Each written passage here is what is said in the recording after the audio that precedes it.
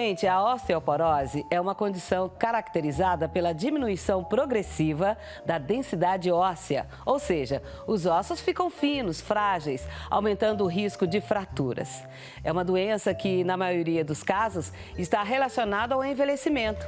E para esclarecer algumas dúvidas sobre essa doença, eu vou conversar agora com a coordenadora da Comissão Científica de Osteoporose da Sociedade Brasileira de Reumatologia, a doutora Mariana Ortega Pérez. Bom dia, doutora Mariana. Oi, Mariana. Bom dia. Olá. Doutora Mariana, vamos começar com o básico. Olá. Você pode explicar melhor para a gente o que é a osteoporose? Bom dia, Cleide. Um prazer estar aqui com você, seus telespectadores. Vamos falar dessa doença tão importante, né? Para a gente poder conscientizar a população. Você falou muito bem na sua introdução que a osteoporose é uma doença que acomete os ossos, né? De forma geral, é uma doença que leva à fragilidade dos ossos e, com isso, o maior risco de fraturas. Então, assim,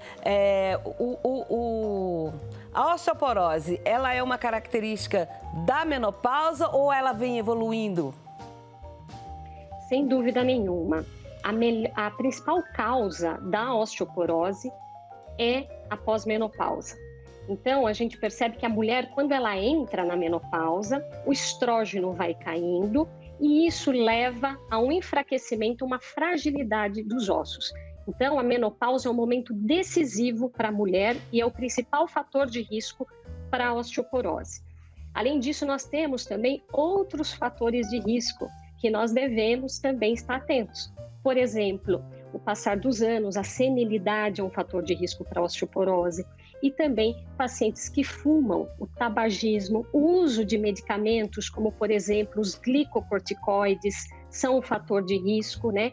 Então, diabetes mellitus, então existe uma série de condições que são fatores de risco para a osteoporose, mas sem dúvida nenhuma a menopausa é o principal deles. E isso quer dizer então que os homens estão livres dessa doença? Não, eu ia falar justamente isso. A osteoporose nos homens é uma condição muito subdiagnosticada e negligenciada. O que isso quer dizer? A gente tem um foco muito maior nas mulheres, por conta disso tudo que eu falei para vocês, mas os homens também podem ter osteoporose e também merecem ser investigados. E nos homens, particularmente, a osteoporose está atrelada a algum fator, principalmente o tabagismo, o etilismo também causa osteoporose e também o uso de glicocorticoides e também quando o homem ele vai envelhecendo, vai tendo um processo de hipogonadismo, que a gente chama, os hormônios sexuais dos homens também vão caindo e isso também é um fator de osteoporose. Então, homens também têm osteoporose. Eu estou imaginando aqui a osteoporose, falando poros, eu aqui na minha ignorância, me corrija se eu estiver errada. O osso denso, todo bonitinho, de repente começa a encher de furinhos, que são os poros. Estou errada ou é mais ou menos isso mesmo? Essa sua observação é super interessante, porque aí você já está falando no aspecto microscópico da doença, né? Como é que é o osso, de fato, de um paciente que tem osteoporose? A gente percebe que o osso ele é composto de traves ósseas. Então, na osteoporose, essas traves elas são mais fininhas, elas são mais reduzidas em número, são mais esparsas e também são mais desconexas. A gente vai ter uma trave aqui, outra aqui, então vão ser traves ósseas menos conexas, mais finas, né, em número reduzido, né? E a gente traduz isso como, ao pé da letra, né, poros no osso, né? É uma ideia justamente disso, para a gente dizer que a massa óssea está reduzida. E tem como colar esses furinhos, não assim, preventivamente? A osteoporose, a gente diz, Cleide, que a osteoporose é uma doença silenciosa e o seu programa está sendo muito importante nisso, para a gente conscientizar, né, os pacientes. A osteoporose, ela não causa sintoma. Então, o paciente tem e não sente nada. Só vai descobrir, muitas vezes, lá na frente, se faz um exame ou se, infortunadamente, teve uma fratura. Aí sim vai ter a dor, né? E aí, como que a gente faz? A gente tem que tratar. né? A gente não pode esperar chegar nesse ponto. O ideal é a gente fazer um diagnóstico precoce antes da fratura e tratar. E é possível a gente recuperar a massa óssea? É possível. É possível, sim, a gente tirar a paciente desse status de osteoporose tratando, né? Basicamente, corrigindo fatores de risco, a gente entendeu por que aquela paciente tem a osteoporose, né? Se fuma, orientar a parar de fumar. Se é uma pessoa sedentária, orientar a atividade física, porque a atividade física faz muito bem para os ossos, né? Se é um paciente que usa glicocorticoide, tentar usar a menor dose possível. É um diabetes descontrolado? Controlar o diabetes. Então, controlar fatores de risco, orientar uma boa ingesta de cálcio, preferencialmente na dieta, né, com leite e derivados, e vitamina D, que é importante para a gente mineralizar o osso, para a gente colocar esse cálcio no osso, e o tratamento específico com medicação. E hoje nós temos uma gama muito interessante de medicamentos para osteoporose. Então, com tudo isso, é possível sim a gente tirar o paciente desse status de osteoporose. Tem pacientes que já chegam num nível muito comprometido e que às vezes a gente consegue melhorar, mas não consegue tirar do status. Mas a gente fazendo um diagnóstico precoce e iniciando é possível sim. Doutora Mariana, existe parte do corpo que tem mais propensão a ter a doença ou isso indifere? Qualquer lugar pode ter? A osteoporose ela é uma doença óssea sistêmica, tá? Então, o que isso quer dizer? Que está acontecendo no esqueleto. Uhum. Quando nós fazemos a densitometria, nós escolhemos, é padronizado no exame da densitometria, que é o exame que a gente diagnostica a osteoporose, é padronizado que a gente faça a densitometria da região da coluna, né, e do fêmur, né? Isso não quer dizer que a osteoporose só está acontecendo nesses locais, mas o padronizado do exame é isso. Então, respondendo à tua pergunta, a osteoporose ela pode acontecer no esqueleto todo, é passível de ocorrer em todo o esqueleto, e nós diagnosticamos pela densitometria nesses locais, mas não apenas nesses locais ela acomete. Então, essa fragilidade pode acontecer nisso, em todo o esqueleto, e predispor esse paciente a ter fraturas. Quando a mulher está na pré-menopausa, ela já está desconfiando que está na menopausa, você faz ali o seu diagnóstico todo ano, né?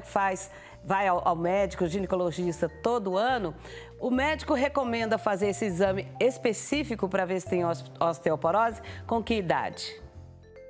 Nós temos alguns critérios, né, para pedir a densitometria óssea, sem dúvida nenhuma. Então, nós estamos focando em populações que são mais suscetíveis a ter osteoporose, e aqui eu também chamo a atenção para populações que têm história de osteoporose na família. Então, sempre estar atento, pai, mãe, irmãos têm osteoporose, às vezes o paciente não sabe se tem osteoporose, mas aí a gente muda a pergunta, teve já alguma fratura de bacia? Se teve uma fratura de bacia, muito provavelmente foi por osteoporose, e ninguém esquece uma fratura de bacia. Uhum. Então, para quem que a gente vai pedir esse exame? Considerando todas essas pessoas com fatores de risco e nessa mulher na perimenopausa que vai entrar na menopausa para que ela tenha também uma menopausa bem-sucedida em todos os aspectos, incluindo o aspecto ósseo. A gente pede também para quê? Mulheres na pós-menopausa, para mulheres que não estão ainda na menopausa, mas que têm esses fatores de risco que eu falei para vocês, né? E homens, particularmente a partir dos 70 anos, ou podemos pedir antes se também tiver algum dos fatores de risco. Tá? Então, em linhas gerais, nas mulheres, nesse período de peri- e pós-menopausa, é pedido para fazer o segmento. Agora tem uma telespectadora lá nos vendo, eu e a senhora aqui batendo papo, e a senhora vai e fala assim, o exercício físico ajuda muito para regenerar o osso. Aí eu fico pensando, essa doutora aí, não sei não, viu? Eu tô com o meu osso frágil, ela manda eu fazer exercício, eu acho que vai quebrar esse osso meu, Essa pergunta é super boa, né? A gente sabe que ficar parado perde osso. Você me fala, qual é o melhor exercício para osteoporose? O melhor exercício para osteoporose é o exercício de fortalecimento, exercício de impacto, né? Musculação, de maneira geral, né?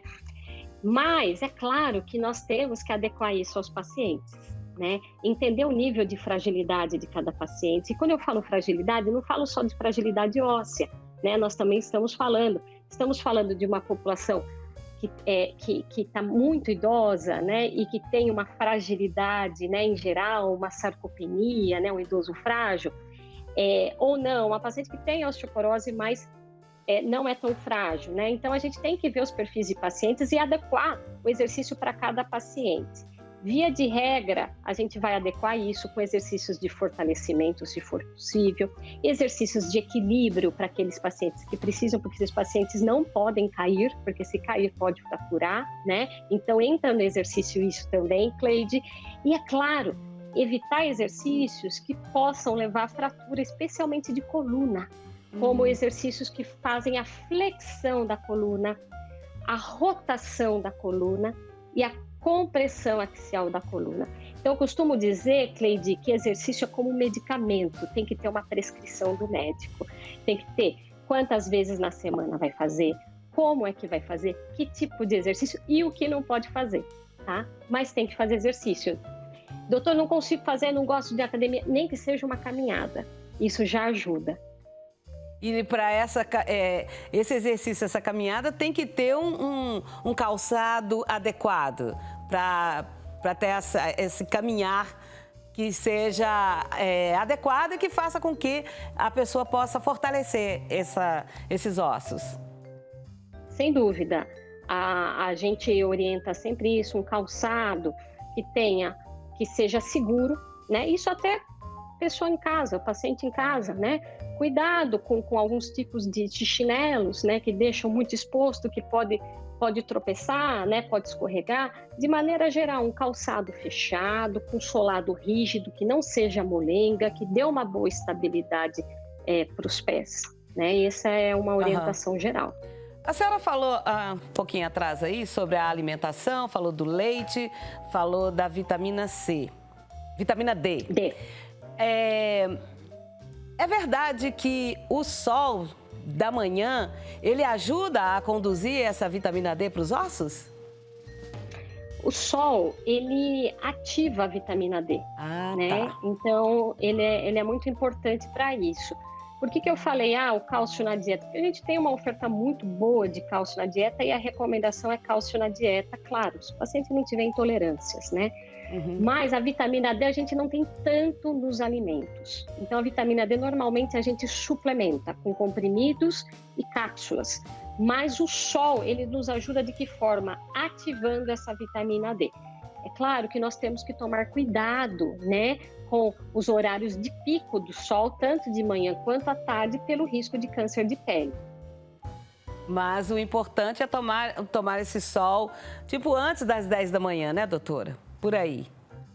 Isso, e preferencialmente após as 15 às 16, um pouquinho de sol, mas cuidado, especialmente as pessoas, Cleide, que têm uma propensão ou que já tem até pessoas na família com câncer de pele, né? A gente evitar também o sol, mesmo nesses horários. Se tiver algum histórico de câncer de pele, nós não orientamos, tá? Fora isso, não tendo isso e não tendo, estando fora desses extremos de horário de pico, pode ser sim feito um pouco, não uma exposição também prolongada, para ativar a vitamina D. Não é que com essa exposição a vitamina D vai subir gritantemente os valores, não é isso, mas essa ativação. Mas, de novo, eu alerto os telespectadores, cuidado com a questão do câncer de pele. Doutora, para finalizar, como que anda o atendimento público para essas pessoas que têm osteoporose? Isso é super importante, né? Você ter tocado nesse assunto, né?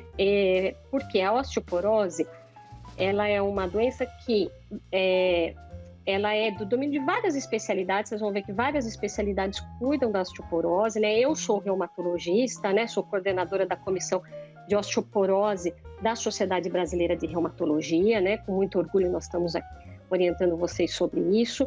Nós temos, em relação ao atendimento público, diversos polos e centros de atenção, tanto atenção primária, né, para fazer o tratamento, atendimento, como nos casos mais graves, atenção secundária e terciária com o especialista. A gente sabe que a porta de entrada, muitas vezes, é o clínico, o médico clínico, então é importante essas orientações também para os nossos colegas médicos, e também, muitas vezes, a porta de entrada é o ginecologista, né? Então, é muito importante, a primeira coisa, os pacientes saberem que isso existe, né? saber que o reumatologista cuida desses casos, né? Porque a reumatologia muitas vezes é uma especialidade que não está tanto na ordem do dia, né, das pessoas, mas é uma especialidade muito atuante em diversas doenças, né, nas doenças reumáticas, incluindo a osteoporose. Então, a osteoporose está na linha de cuidado do reumatologista e existem no Brasil hoje diversos centros de atenção que cuidam tanto no sistema público e também na medicina suplementar da osteoporose. Doutora Mariana, muito obrigada pela gentileza de ter participado aqui do nosso programa. Bênçãos do Pai Eterno para a senhora e, por favor, volte mais vezes. Muito obrigada, Cleide. Foi um prazer. Contem comigo. Um abraço, obrigada.